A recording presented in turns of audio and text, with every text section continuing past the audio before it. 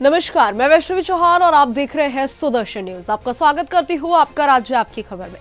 खबरों की तरफ रुख करेंगे। कुशीनगर से दिल दहला देने वाली वारदात सामने आई है, जहां रामकोला थाना क्षेत्र के मोरबन गांव में अज्ञात हमलावरों ने घर में सो रही मां और बेटी पर तेजाब फेंक दिया।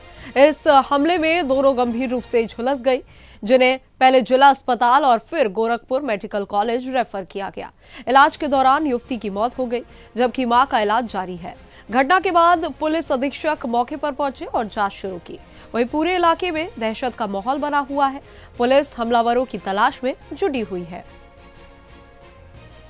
कुशीनगर से इस समय बहुत बड़ी खबर है कि मां और बेटी पे शायद तेजाब या किसी भी तरह का एसिडिक केमिकल से हमला कर दिया गया है, जिसमें कि बेटी की मौके से ही मौत हो गई है और मां पूरी तरह से पूरा फिजिकल तौर पे देखा जाए तो झुलस चुकी है। इस समय मां गोरखपुर मेडिकल कॉलेज में भर्ती है और बेटी डेथ कर गई है। उसके अन्य क्रियाक्रम की तैयारी चल रही है। तो जो ये घटना हुई है, ये घटना हुआ है जिला कुशीनगर के थाना रामकोला क्षेत्र के मोरवन ग्राम सभा के बैरिया टोला के पास। जैसा बताया गया है कि जिसके घर पे घटना हुई है उनका नाम है प्रभुनाथ यादव और उनकी बेटी का नाम है काजल यादव। तो जो काजल यादव थी, लगभग उनका उम्र बताया जा रहा है 22 से 23 साल है। और जैसा बताया जा रहा है, गांव में चर्चा है कि जो लड़की काजल यादव थी वो किसी के संपर्क में थी, किसी लड़के के संपर्क में थी। शायद वो बातचीत करती थी या लव का ये कुछ ट्रायंगल लग रहा है। अनिल कुमार जायसवाल, कुशीनगर से सुदर्शन न्यूज के लिए। देखा था कि मतलब अंदर से बंद थे दोनों लोग और पूरा शरीर उनका जल रहा था, उन दोनों लोग का। सर, मुख्यमंत्री जी के गृह जनपद के ठीक बगल में हुई इस घटना को आप कैसे देखते हैं? रात में इस परिवार के ऊपर एक माँ और बेटी सोई थी, जिसके ऊपर केमिकल अटैक की सूचना आई थी। हमारी पुलिस, कुशीनगर की पुलिस लगी हुई है और एक बहुत ही नितांत भर्त्सना करने वाली घटना है। जितनी इसकी निंदा जी की जाए कम है। कुशीनगर पुलिस इस पूरे घटना पर नजर रखी हुई है। एसिड अटैक का मामला सामने आया है, क्या है पूरा मामला, अब तक क्या कार्रवाई? थाना क्षेत्र रामकोला के मुरवन इमलिया गांव में अभिषेक यादव पुत्र प्रभुनाथ यादव के द्वारा एक तहरीर दिया गया है, जिसमें इनके द्वारा बताया गया है कि इनकी बहन रात्रि में 1:30 बजे के आसपास अपने घर में सो रही थी। उस समय किसी के द्वारा जो है ज्वलनशील पदार्थ फेंका गया और उसके पश्चात जो है इनको अस्पताल ले जाया गया, जहाँ पे मृत्यु हो गई है। तहरीर में इनके द्वारा 2 व्यक्ति पे जो है शक जाहिर किया गया है, जिनका नाम अभिमन्यु यादव है और छोटू कुशवाहा है। पुलिस की जो है 5 टीमें लगी हुई हैं इनकी शीघ्र गिरफ्तारी हेतु। गिरफ्तारी के पश्चात जो है अग्रिम वैधानिक कार्रवाई की जाएगी। सुसंगत धाराओं में अभियोग पंजीकृत कर लिया गया है, अग्रिम कार्रवाई की जा रही है। क्या लग रहा है सर, अगर घर में सो रहा व्यक्ति अगर सुरक्षित नहीं है तो स्थानीय पुलिसिंग किस तरह की? देखिए, इसमें जो है घटनास्थल का मेरे द्वारा निरीक्षण किया गया है, अन्य उच्च अधिकारियों के द्वारा निरीक्षण किया गया है। सभी एंगल पे जो है जांच की जा रही है कि आने का रास्ता क्या था, जाने का रास्ता क्या था। पूरे प्रकरण की गहनता से जांच की जा रही है, विधिक रूप से कार्रवाई की जाएगी। सर, इलाज के दौरान किसी की मौत हुई? जो इनकी बहन है आवेदक की वादी की, उनकी। चंदौली से बड़ी खबर है, जहां पड़िया गांव के पास गडई नदी किनारे विधायक रमेश जायसवाल के उद्घाटन सिलापट को तोड़े जाने से सियासत गर्मा गई है। बताया जा रहा है कि अज्ञात लोगों ने शिलापट पर हमला कर उसे क्षतिग्रस्त कर दिया। घटना की सूचना मिलते ही भाजपा कार्यकर्ता मौके पर पहुंचे और जमकर विरोध जताया।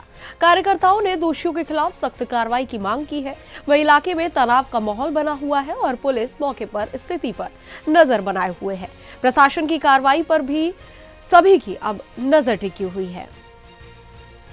बताइए जी, नमस्कार। मेरा नाम धनजी गुप्ता है, मैं चंदौली नगर निवासी हूँ। धन जी, देख रहे हैं कि पुल का निर्माण हो रहा है। जी जी। अन्नदाता किसान बहुत परेशान थे, लेकिन जो शिलापट है, माननीय विधायक जी जो आपके हैं, शिलापट तोड़ दिया गया है। किसका नाम है, क्या कहेंगे? देखिए, मैं इस शिलापट के उद्घाटन के समय मैं यहाँ आया था। काफ़ी यहाँ के लोगों की भीड़ थी, गांव के बहुत लोग यहाँ पर आए थे और लोगों में बहुत ही हर्षोल्लास था। बहुत ही लोगों की हर्षोल्लास को देखते हुए हमें लगा कि बहुत बड़ा काम हो रहा है, जो काम अब तक नहीं हुआ था, ऐतिहासिक काम हो रहा है। लेकिन इस काम को देखते हुए साफ साफ दिख रहा है कि ये टूटा नहीं है, इसे तोड़ा गया है। क्योंकि जिस तरह से आप देखेंगे, हो सकता है कि किसी को पीड़ा समझ में आई हो, किसी को कष्ट समझ में आया है, और जिसने भी किया है ये बहुत ही निंदनीय काम है। ऐसे काम एक चीज़ देखना, नाम परिचय बताइए। जी, मेरा नाम विवेक सिंह है और मैं भारतीय जनता पार्टी का सदर का मंडल अध्यक्ष हूँ। रमेश जायसवाल जो लोकप्रिय विधायक हैं, इनका शिलापट तोड़ दिया गया है, क्या कहेंगे? देखिए, ये हम लोगों के लिए काले दिन के बराबर है। बहुत निंदनीय घटना है क्षेत्र के लिए। यकीन मानिए, पूरे भारत देश में, उत्तर प्रदेश में और जनपद चंदौली में ऐसा कोई सिंगल परिवार नहीं है जिसके पास भारतीय जनता पार्टी की कोई योजना से वह परिवार आच्छादित न हो। इसके बावजूद माननीय विधायक जी ने यहाँ लगभग 4.5 करोड़ रुपए की लागत से ये पुल का निर्माण करवा रहे हैं। इस पुल का उद्देश्य यह है कि जो हम लोग अभी पिछले दिनों बाढ़ से पीड़ित थे, यहाँ के लाखों लोग पीड़ित थे, कई गांव पीड़ित थे, तो इसको देखते, इसकी संवेदना को देखते हुए माननीय विधायक जी ने यहाँ पे 4.5 करोड़ का पुल। चंदौली मुख्यालय से 1 किलोमीटर दूरी पे ही ये गड़ई नदी है।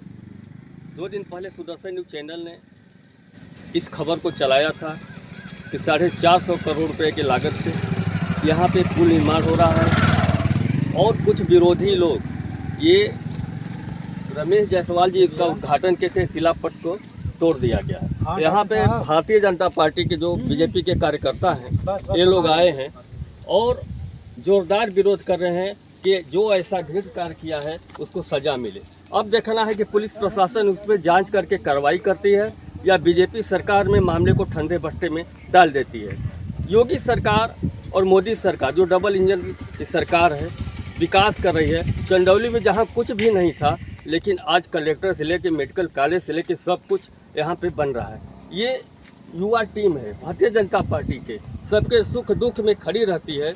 ये मंडल अध्यक्ष हैं यहाँ के धीरज जी। ये चाहे कोरोना काल रहा हो, चाहे ऐसा अभी गैस की कहीं कहीं किल्लत होती है, उसके लिए भी ये लोग खड़े रहते हैं। और आज जैसे ही ये तोड़ा गया है, ये लोग मौके पर आए हैं और सुदर्शन न्यूज़ चैनल की टीम को भी इन लोगों ने बुलाया है और आज हम इस मुद्दे को जोरदार तरीके से उठा रहे हैं। कैमरामैन सतीश तिवारी के साथ जिला संवाददाता प्रशांत सिंह, जनपद चंदौली।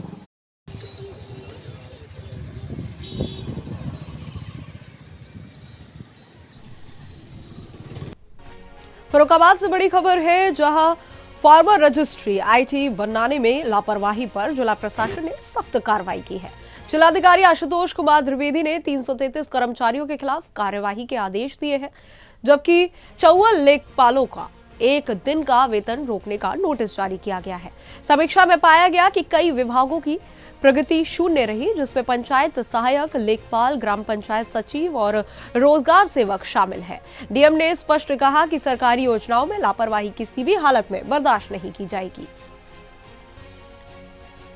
फार्मर रजिस्ट्री में लापरवाही बरतने वालों पर जिलाधिकारी फर्रुखाबाद ने बड़ी कार्रवाई की। हमारे साथ मौजूद हैं जिलाधिकारी फर्रुखाबाद, बात करेंगे सर किस तरह से कर्मचारियों को कार्रवाई की, क्या लापरवाही रही? देखिए, माननीय मुख्यमंत्री जी के स्तर से समीक्षा के बाद स्पष्ट कर दिया गया है कि जिनके भी फार्मर रजिस्ट्री नहीं होंगे उन कृषक को प्रधानमंत्री किसान सम्मान निधि, बीज, उर्वरक, खाद और अन्य कृषि संयंत्र और कृषक होने के नाते जो भी उनको सुविधाएं मिलती हैं, क्रय केंद्रों पर एमएसपी वगैरह का रेट, ये सब नहीं हो पाएगा। इसलिए अभियान चलाकर सभी कृषकों को संतृप्त करने की दृष्टि से कि सबका फार्मर रजिस्ट्री बन जाता है कि उनको किसी भी पब्लिक वेलफेयर स्कीम से परेशानी न हो उसका लाभ लेने में, अभियान चलाकर फार्मर रजिस्ट्री बनाई जा रही है। और सभी ग्राम प्रधान, सेक्रेटरी, लेखपाल, रोजगार सेवक, पंचायत सहायक, कोटेदार, सबके साथ वीसी मीटिंग, मोटिवेशन का काम किया जा रहा है। उसके बाद भी कुछ लोग लापरवाही कर रहे हैं। तो कल जिनका 0 फार्मर रजिस्ट्री फॉर्मेशन था उन सबको नोटिस दिया गया है और नोटिस में स्पष्ट रूप से बताया गया है कि क्यों नहीं आपने किया, क्या परिस्थिति थी और क्यों ना 1 दिन की आपकी सैलरी 9 वर्क 9 पे के हिसाब से खत्म कर दिया जाए। ये उनको वो चेतावनी भी है और ये लगातार जारी रहेगा। 300 कर्मचारियों को ऐसा नोटिस दिया गया है और यदि वो अपना काम ससमय कर लेंगे तो उनका वेतन रिलीज कर लिया जाएगा, अन्यथा पर डे जिस दिन 0 रहेगा या न्यूनतम रहेगा उनका वेतन रोका जाएगा लगातार।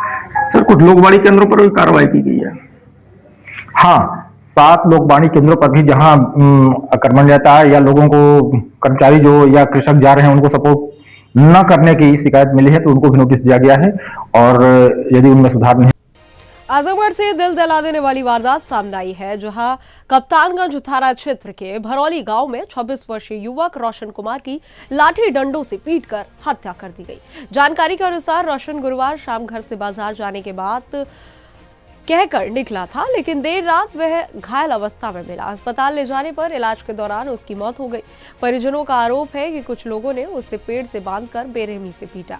पुलिस ने 4 नामजद आरोपियों के खिलाफ मुकदमा दर्ज कर जांच शुरू कर दी है।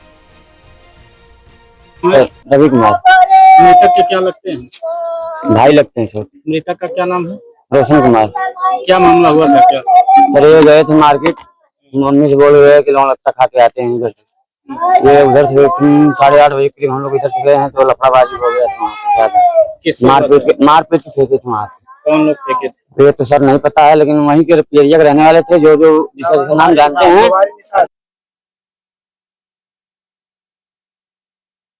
कप्तानगंज थाना क्षेत्र के भरौली गांव में एक युवक की हत्या का मामला सामने आया है। क्या है पूरा मामला और क्या कार्रवाई की जाए?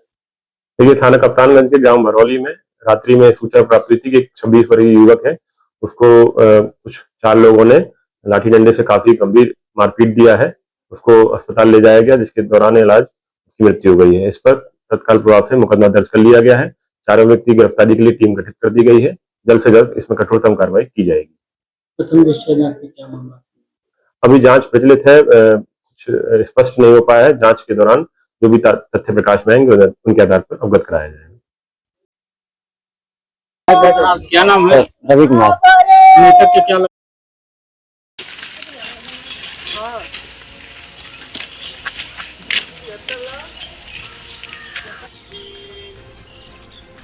हरिगढ़ से बड़ी खबर सामने आई है, जहां एएमयू छात्र शाहबाज के हॉस्टल कमरे से नकली करेंसी, कारतूस और अवैध दस्तावेज बरामद किए गए हैं। ये कार्रवाई पुलिस की उस जांच के बाद हुई जो एक युवक द्वारा की गई फायरिंग केस में चल रही थी। जांच के दौरान शहबाज का नाम सामने आने पर हरिगढ़ पुलिस ने हॉस्टल में तलाशी ली। एसएसपी नीरज जादौन के अनुसार छात्र के खिलाफ पहले से आपराधिक मुकदमे दर्ज है। वहीं एएमयू प्रशासन ने कहा है कि छात्र पर निलंबन की कार्रवाई की जाएगी। पुलिस पूरे मामले की गहराई से जांच कर रही है। हरिगढ़ में हुई फायरिंग की जांच जब हरिगढ़ पुलिस ने की तो जांच में पता चला कि आरोपी एएमयू छात्र शहबाज है। एएमयू छात्र शहबाज के जब रूम की तलाशी ली गई तो अवैध तमंचे, अवैध कारतूस के साथ साथ नकली करेंसी भी बरामद हुई। हरिगढ़ पुलिस की माने तो शहबाज पर पहले भी आर्म्ड एक्ट के तहत केस दर्ज है, लेकिन सबसे बड़ा सवाल निशान एएमयू प्रशासन पर लगता है कि आर्म्ड एक्ट के तहत केस दर्ज होने के बावजूद भी छात्र शहबाज एएमयू हॉस्टल में कैसे रह रहा था। प्रॉक्टर का कहना है कि आरोपी शहबाज एएमयू में जिन छात्रों को अलॉट हुए थे रूम, उनको डरा धमका कर रहा करता था, लेकिन एएमयू प्रशासन क्या कर रहा था, सबसे बड़ा सवालिया निशान एएमयू प्रशासन पर लगता है। देखना यह है कि हरिगढ़ पुलिस जांच में और क्या क्या खुलासे करती है। वीडियो जर्नलिस्ट कमल सिंह के साथ दिवाकर दीक्षित, सुदर्शन न्यूज, हरिगढ़। आप सभी को अवगत कराना है कि 7 अप्रैल को सुबह लगभग 4 बजे एक ढाटा बांध के एक व्यक्ति ने क्वासी थाना क्षेत्र के रिहायशी इलाके में एक मकान के बाहर फायरिंग की थी। इसका वीडियो पुलिस को प्राप्त हुआ था और वीडियो के आधार पर पुलिस ने मुकदमा दर्ज किया था और उसकी विवेचना पुलिस द्वारा की जा रही थी, क्वासी पुलिस द्वारा की जा रही थी। इसी संबंध में उस व्यक्ति की पहचान हुई। उस व्यक्ति की पहचान शहबाज नाम के एक स्टूडेंट के रूप में हुई, जो कि एमसीए का स्टूडेंट है, अलीगढ़ मुस्लिम यूनिवर्सिटी का स्टूडेंट है। तो उसको जब पुलिस ने तलाशी ली, एएमयू मैनेजमेंट को अवगत करा के सभी प्रोसीजर को फॉलो करते हुए उसके हॉल में, उसके कमरे में जब पुलिस ने तलाशी ली तो उसके कमरे से पुलिस को 32 बोर की 2 मैगजीन मिली है, पिस्टल की मैगजीन है। साथ ही साथ 315 बोर के खोखे कारतूस मिले हैं, 12 बोर के मिले हैं। कुछ नकली फेक करेंसी मिली है, फेक करेंसी में नोट्स हैं। साथ ही साथ कुछ फर्जी अभिलेख मिले हैं, 20 ऑड अभिलेख मिले हैं। एक लैपटॉप मिला है और एक डिजिटल पेन मिला है। और भी सारी काफी सामग्री इसके साथ मिली। उसकी गहनता से हम लोग चेक कर रहे हैं। उसको सीडीआर भी का विश्लेषण किया जा रहा है, लैपटॉप भी चेक। फतेहपुर से बड़ी खबर है, जहां हुसैनगंज थाना क्षेत्र के डलमऊ मार्ग पर एक बेकाबू डीसीएम ने ट्रैक्टर ट्रॉली और ई रिक्शा को जोरदार टक्कर मार दी। इस दर्दनाक हादसे में डीसीएम चालक की मौके पर ही मौत हो गई, जबकि ई रिक्शा चालक गंभीर रूप से घायल हो गया, जिसे अस्पताल में भर्ती कराया गया है। सूचना पर पहुंची पुलिस ने मृतक के शव को कब्जे में लेकर पोस्टमार्टम के लिए भेज दिया है। साथ ही दुर्घटनाग्रस्त वाहनों को हटवाकर यातायात बहाल कराया गया है। पुलिस मामले की जांच में जुटी हुई है। और अगली खबर मुजफ्फरनगर से है, जहां रतनपुरी थाना क्षेत्र में गौकशों और पुलिस के बीच मुठभेड़ हो गई। मुखबिर की सूचना पर पुलिस चेकिंग के दौरान एक संदिग्ध होंडा सिटी कार को रोकने का इशारा किया गया, लेकिन बदमाशों ने भागते हुए पुलिस पर फायरिंग कर दी। जवाबी कार्रवाई में एक आरोपी मनशाद उर्फ सोना के पैर में गोली लग गई, जबकि उसका साथी शाहनवाज उर्फ बल्ला को काम्बिक ऑपरेशन में गिरफ्तार कर लिया गया। जिहादियों के पास से हथियार, कारतूस, गौकशी उपकरण और जिंदा बछड़ा बरामद हुआ है। वहीं दोनों पर कई गंभीर मुकदमे भी दर्ज है। मामला है थाना रतनपुरी में आज करीब सुबह 4 बजे थाना प्रभारी रतनपुरी और चौकी इंचार्ज नगला, चौकी इंचार्ज कल्याणपुर आज पिल्लोकर नगला चौराहे पर पुलिस की चेकिंग कर रही थी। उसी समय एक पिल्लोकर की तरफ से होंडा सिटी कार आती हुई दिखाई दी। उसको रुकने का इशारा किए, वो न रुक करके बाएं तरफ जंगल की अटाली जंगल की तरफ भागी। उसका पीछा किया गया तो एक पॉपुलर पेड़ के पास से वो टकराई और साथ ही पुलिस वालों को अपने पास आता हुआ देखकर उन्होंने पुलिस वालों पर जान से मारने की नीयत से फायरिंग की। पुलिस ने जवाबी फायरिंग में एक बदमाश के पैर में गोली लगी है, उसको तुरंत घायल अवस्था में CSC बढ़ाना भेज दिया गया है। और दूसरा बदमाश था जो गाड़ी में ही उसको पुलिस हिरासत में ले लिया गया, उसके पास से एक चाकू बरामद हुआ है। घायल अवस्था में जो CSC बढ़ाना गया है उसके पास से एक देसी तमंचा, एक 315 बोर का देसी तमंचा, एक होगा कारतूस, एक जिंदा कारतूस यानी बरामद हुआ। सूक्ष्म पूछताछ में उसने अपना नाम मनसाद उर्फ सोना जो खालापार थाने का रहने वाला है और दूसरा बदमाश जो पकड़ा गया है उसका शहनवाज उर्फ बल्ला, वो भी थाना खालापार का रहने वाला है, जो घायल अवस्था में बदमाश है। मथुरा से बड़ी खबर है, जहां प्राचीन बिरला मंदिर के पास खुले अंग्रेजी शराब के ठेके को हटाने की मांग तेज हो गई है। स्थानीय लोगों ने जिलाधिकारी को ज्ञापन सौंपते हुए इसे धार्मिक स्थल के करीब होने पर आपत्ति जताई है। लोगों का कहना है कि मंदिर से केवल 10 से 15 मीटर दूरी पर ठेका खुलने से श्रद्धालुओं की भावनाएं आहट हो रही है और क्षेत्र में असामाजिक गतिविधियों का खतरा भी बढ़ सकता है। वहीं विरोध में अनोखा तरीका अपनाते हुए खून से पत्र लिखा गया। आबकारी अधिकारी ने ठेके को नियमों की तहत बताया गया। आज आप कलेक्ट्रेट पे आए हैं अपनी कुछ मांगों को लेकर। हम देख रहे हैं कि आपने खून से कुछ लिखा हुआ भी है, क्या पूरा मामला है? जी, वंदे मातरम, जय श्री राम। मैं आपको बता दूं कि हमारी ब्रज भूमि जो कि पावन धरा ब्रज भूमि भगवान श्री कृष्ण की नगरी मथुरा में माननीय योगी आदित्यनाथ जी के साफ आदेश हैं कि कृष्ण जन्म स्थान के 10 किलोमीटर के दायरे में कोई भी मांस मदिरा का सेवन में दुकान नहीं चलेगी। उसके पश्चात भी हमें बार बार देखने को मिलता है कि हमारे प्राचीन बिरला मंदिर के बराबर में एक शराब का ठेका खोला गया है। उसके बराबर में ही बिरला मंदिर चौकी भी है जो पुलिस चौकी है। कि ठेका बंद होना चाहिए? ठेका बंद नहीं होना चाहिए, ठेके को ट्रांसफर कर दिया जाए। बिरला मंदिर के इधर से ठेका ट्रांसफर कर दिया जाए, क्योंकि एक तो पुलिस चौकी की उसकी दीवार एक है, दूसरी बात है बिरला मंदिर की इधर दीवार एक है, उसके बीच में ये। मेरा रोबिन भाई, यहाँ पर ये आप लोग आज आए ठेके के विरोध में, क्या कहना चाहेंगे? हमारी सर इतनी मांग है वो ठेका वहाँ से हटाया जाए, क्योंकि वहाँ बिरला मंदिर के ठीक बराबर में ठेका खुला है, हमारा आस्था केंद्र है वो। और फिर दूसरी तरफ चौकी है, पुलिस चौकी है, फिर गवर्नमेंट का भी एक केंद्र है। तो मैं ये चाहूंगा हमारा जो युवा है, यूथ भी है, उधर काफी एक्टिविटी हो रही है, क्योंकि अगर नशे में कोई व्यक्ति किसी महिला से छेड़छाड़ कर देता है तो उसकी जिम्मेदारी कौन लेगा? ललितपुर से खबर है, जहां जिलाधिकारी सत्यप्रकाश ने नवीन मंडी और विशिष्ट मंडी अमरपुर के क्रय केंद्रों का निरीक्षण किया। निरीक्षण के दौरान उन्होंने किसानों की भीड़ और खराब मौसम को देखते हुए इलेक्ट्रॉनिक कांटों की संख्या बढ़ाने के निर्देश दिए। डीएम ने मंडी परिसर में बने नीलामी चबूतरों को केवल किसानों की उपज बिक्री के लिए उपयोग में लेने और व्यापारियों के अवैध कब्जे हटाने के आदेश दिए। साथ ही साफ सफाई, पेयजल और छायादार स्थान की व्यवस्था सुनिश्चित करने को भी कहा। वहीं एफसीआई केंद्र पर अतिरिक्त कांटे लगाने के निर्देश भी दिए गए।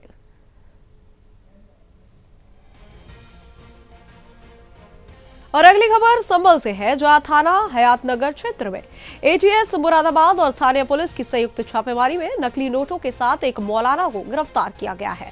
जहादी शराफत हुसैन के कब्जे से लगभग 20,000 रुपए के जाली भारतीय नोट बरामद हुए हैं, जिनमें 500, 200 और 100 रुपए के नोट शामिल हैं।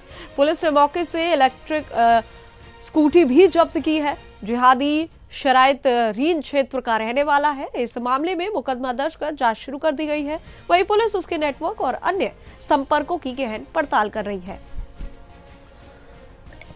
क्या है सर ये देखिए, एटीएस मुरादाबाद की टीम को एक इनपुट मिला था कि संभल में जाली नोटों की जो है वो सप्लाई की जा रही है।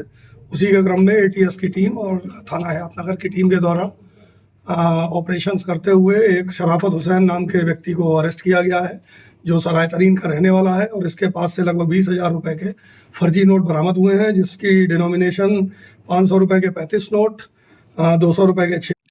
संभल में नकली नोटों की करेंसी के साथ एक मौलाना को मुरादाबाद एटीएस और संभल की स्थानीय पुलिस ने गिरफ्तार कर जेल भेज दिया है। आपको बता दें, ये पूरा मामला संभल के हयातनगर थाना क्षेत्र के का है, जहां पर नकली करेंसी को भारतीय करेंसी में बदलकर मौलाना ये कारोबार कर रहा था। वहीं पुलिस को यह जानकारी हुई, वहीं पुलिस ने मौलाना को नकली नोट और एक इलेक्ट्रिक स्कूटी के साथ गिरफ्तार किया है और मौलाना को गिरफ्तार करके जेल भेज दिया है। फिलहाल आतंकी गतिविधियों को भी मौलाना की जांच पड़ताल में पुलिस जुटी हुई है। अब देखना यह है कि पुलिस कहां तक इसकी जांच पड़ताल में और क्या कुछ निकाल करके सामने लाती है। रामपाल सिंह, सुदर्शन न्यूज, संभल।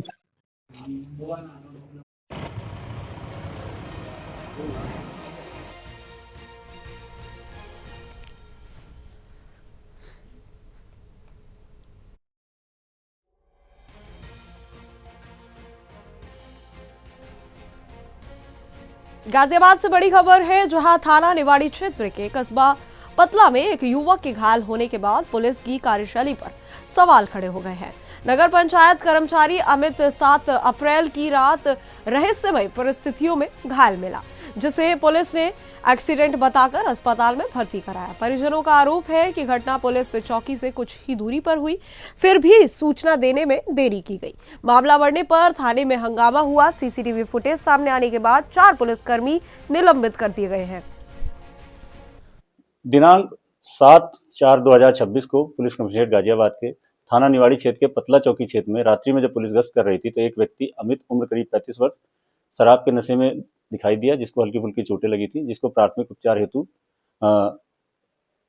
अस्पताल ले जाया गया मुरादनगर सीएचसी, जहां से वो गाड़ी से निकलकर भाग गया तथा मेन सड़क पर आ गया, जहां एक्सीडेंट में ट्रक से वो टकरा गया था, जिसको तत्काल फिर पुलिस के द्वारा अस्पताल में भर्ती कराया गया है।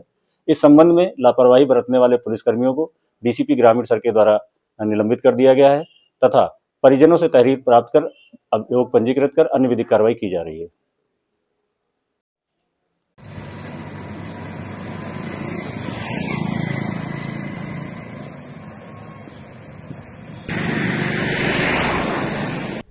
अमेठी से बड़ी खबर है, जहां ग्राम सभा महमूदपुर के मेनपुर इलाके में गेहूं के खेत में भीषण आग लग गई।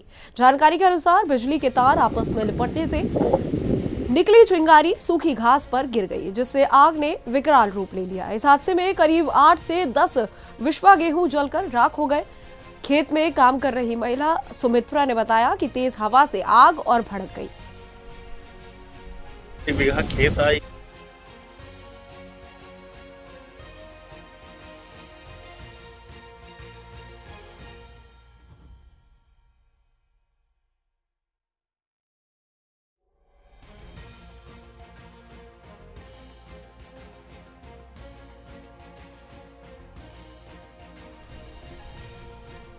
कानपुर से बड़ी खबर है, जहां जिलाधिकारी जितेंद्र प्रताप सिंह ने अंतिम मतदाता सूची का प्रकाशन कर दिया है। इस सूची की प्रति 5 राष्ट्रीय और 2 राज्य स्तरीय दलों को भी उपलब्ध कराई गई है। जारी आंकड़ों के अनुसार कानपुर जनपद की 10 विधानसभा सीटों में कुल 28,51,060 मतदाता दर्ज है, जिनमें पुरुष मतदाता 15,35,000 से अधिक है और महिला मतदाता 13,15,000 से अधिक है।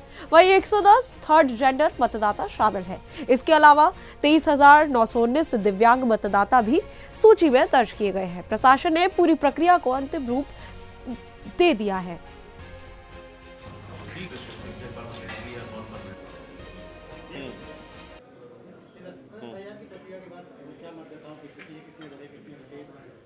हाँ, ये जनपद में कानपुर नगर में पूरे प्रदेश की तरह 27 अक्टूबर 2025 में जो हमारा विशेष पुनरीक्षण का कार्यक्रम था, सघन पुनरीक्षण का कार्यक्रम था, वो प्रारंभ हुआ था और उसके क्रम में आज 10 अप्रैल 2026 में ये प्रक्रिया पूर्ण हुई है।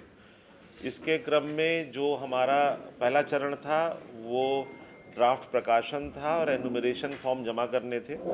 ड्राफ्ट प्रकाशन जो 27 अक्टूबर में हुआ था सबसे पहले, उसमें हमारे करीब 35 लाख से अधिक मतदाता थे और फिर जब जिन मतदाताओं ने अपने फॉर्म जमा नहीं किए, जो शिफ्ट हो गए थे, जो मृतक थे, ऐसे लगभग 9 लाख मतदाता थे और उसके फलस्वरूप करीब 26,15,000 मतदाता हमारे 6 जनवरी के जो ड्राफ्ट प्रकाशन में रह गए। उसके बाद हम लोगों ने लगातार अभियान चलाया, लोगों की सुनवाई करी गई। जो नो मैपिंग के या लॉजिकल डिस्क्रिपेंसी के नोटिस थे करीब 6 लाख लोगों को, वो निर्गत हुए और उसके क्रम में जो भारत निर्वाचन आयोग के मानक थे उसमें हम लोगों ने लोगों की घर घर सुनवाई भी करी है, हमारे BLOs ने काम किया है और उसके फलस्वरूप कानपुर से बड़ी खबर है, जहां किडनी ट्रांसप्लांट सिंडिकेट के खुलासे के मामले में पुलिस ने फरार 3 मुख्य आरोपियों पर 25-25 हजार रुपए का इनाम घोषित किया है। पुलिस अब तक इस मामले में 9 अभियुक्तों को गिरफ्तार कर जेल भेज चुकी है। वहीं फरार आरोपियों की पहचान रोहित, अफजल और अली के रूप में हुई है, जिनकी तलाश में पुलिस की कई टीमें लगातार दबिश दे रही है। पुलिस के पास पुख्ता इनपुट होने का भी दावा किया जा रहा है। वहीं अधिकारियों के अनुसार जल्द ही इस पूरे नेटवर्क का पूरी तरह खुलासा किया जाएगा।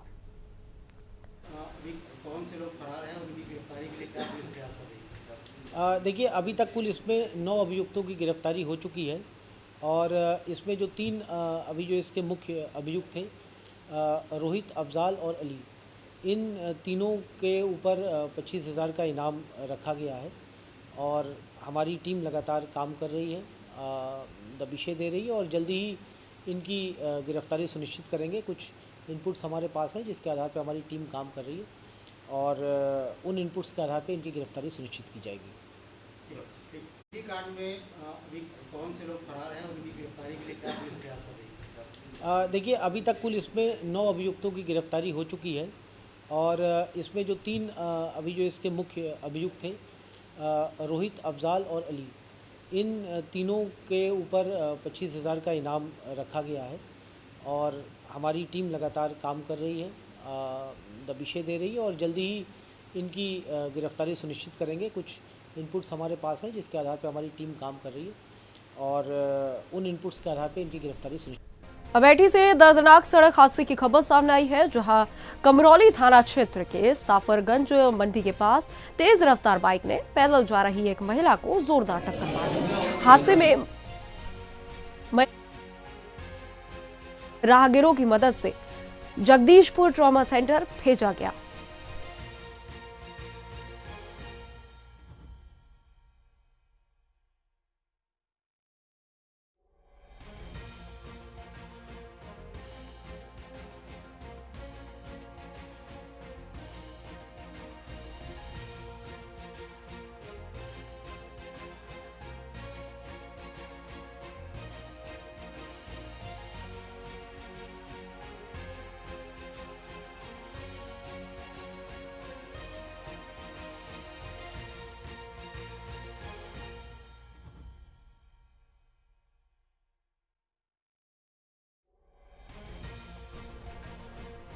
बस्ती से दिल दहला देने वाली वारदात सामने आई है, जहां मुंडेरवा थाना क्षेत्र में मंगेतर के सामने एक युवती के साथ सामूहिक दुष्कर्म किया गया।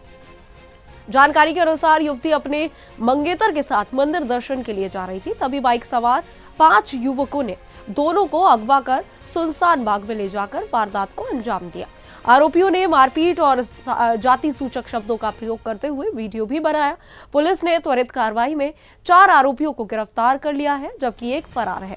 वहीं मामले की जांच जारी है। निरवा में एक पीड़िता द्वारा दुष्कर्म की घटना की एप्लीकेशन दी गई। इस एप्लीकेशन पर तत्काल पुलिस द्वारा मुस्तैदी दिखाते हुए मौका मुआयना किया गया। पीड़िता की निशानदेही पर घटनास्थल का निरीक्षण किया गया। इसके उपरांत पीड़िता का तत्काल जो एप्लीकेशन दी गई थी उस पर मुकदमा पंजीकृत किया गया और पीड़िता का मेडिकल और बयान अंकित किया गया। इस क्रम में 4 टीमें पुलिस अधीक्षक महोदय द्वारा बनाई गई और उनके द्वारा बनी गई टीमों द्वारा सर्विलांस की मदद से 4 आरोपियों को हिरासत में लिया गया है। अन्य विधिक कार्रवाइयाँ प्रचलित हैं। थाना मुंडेरवा में एक पीड़िता द्वारा दुष्कर्म की घटना की एप्लीकेशन दी गई। इस एप्लीकेशन पर तत्काल पुलिस द्वारा मुस्तैदी दिखाते हुए मौका मुआयना किया गया। पीड़िता की निशानदेही पर घटनास्थल का निरीक्षण किया गया। और फिलहाल इस बुलेटिन में इतना ही। देश और दुनिया की तमाम खबरों के लिए हमारे साथ जुड़े रहें और देखते रहें सुदर्शन न्यूज। जय हिंद।